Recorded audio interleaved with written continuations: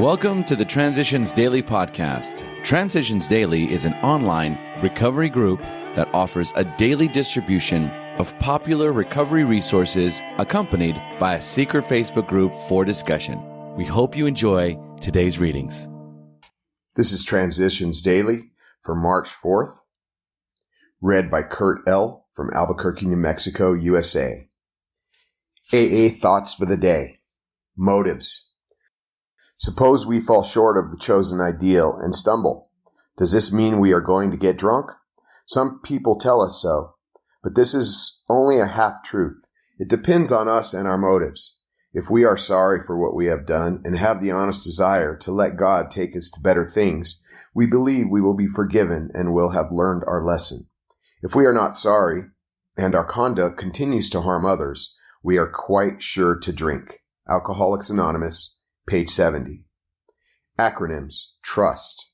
Try relying upon the steps. Just for today. Fear. From fear of fear. Many women who have reached the stage that I had reached in my drinking have lost husbands, children, homes, everything they hold dear. I have been very fortunate in many ways. The important thing I lost was my own self-respect. I could feel fear coming into my life. I couldn't face people. I couldn't look them straight in the eyes. Although I had always been a self-possessed, brazen person, I'd brazen anything out. I lied like a trooper to get out of many scrapes. But I felt the fear coming into my life, and I couldn't cope with it. I got so that I hid quite a bit of the time, wouldn't answer the phone, and stayed by myself as much as I could. I noticed that I was avoiding all my social friends, except for my bridge club. I couldn't keep up with many of my other friends, and I wouldn't go to anyone's house unless I knew they drank as heavily as I did. I never knew it was the first drink that did it. I thought I was losing my mind when I realized that I couldn't stop drinking. That frightened me terribly. Alcoholics Anonymous, page 291, 292. Daily Reflections. Weeding the Garden. The essence of all growth is a willingness to make a change for the better and then an unremitting willingness to shoulder whatever responsibility this entails. As Bill Sees It, page 115. By the time I had reached step 3, I had been freed of my dependence on alcohol. But bitter experience has shown me that continuous sobriety requires continuous effort. Every now and then I pause to take a good look at my progress. More and more of my garden is weeded each time I look. But each time I also find new weeds sprouting where I thought I had made my final pass with the blade. As I head back to get the newly sprouted weed, it's easier when they are young. I take a moment to admire how lush the growing vegetables and flowers are, and my labors are rewarded. My sobriety grows and bears fruit. As Bill Sees It, free of dependence. I ask myself, why can't the 12 steps work to release me from this unbearable depression? By the hour, I stared at the St. Francis prayer. It is better to comfort than to be comforted. Suddenly, I realized what the answer might be.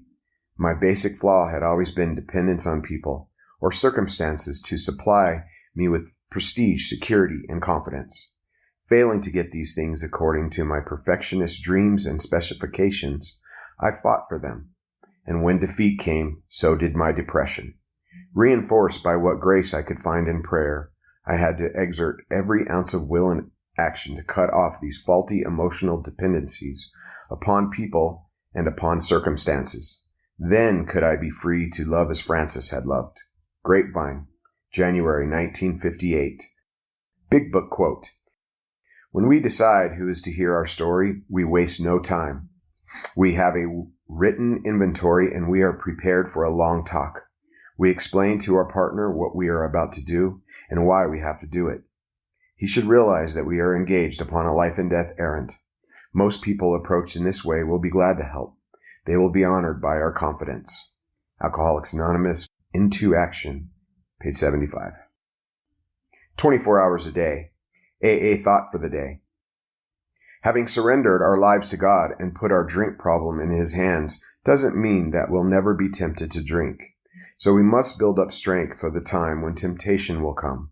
In this quiet time, we read and pray and get our minds in the right mood for the day. Starting the day right is a great help in keeping sober. As the days go by and we get used to the sober life, it gets easier and easier.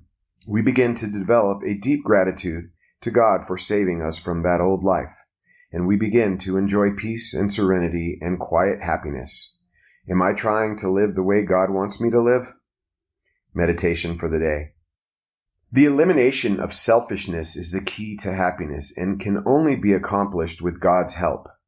We start out with the spark of the divine spirit, but a large amount of selfishness. As we grow and come in contact with other people, we can take one of the two paths. We can become more and more selfish and practically extinguish the divine spark within us, or we can become more unselfish and develop our spirituality until it becomes the most important thing in our lives. Prayer for the day. I pray that I may grow more and more unselfish, honest, pure, and loving. I pray that I may take the right path every day. Hazelden Foundation, P.O. Box 176, Center City, Minnesota, 55012. This is Kurt. I'm an alcoholic. We hope you enjoyed today's readings. You can also receive Transitions Daily via email and discuss today's readings in our secret Facebook group. So for more information, go to dailyaaemails.com today. Other than the 24 hours a day reading, unless otherwise specified, all quotes copyright Alcoholics Anonymous World Services, Inc., 1952 through 2001.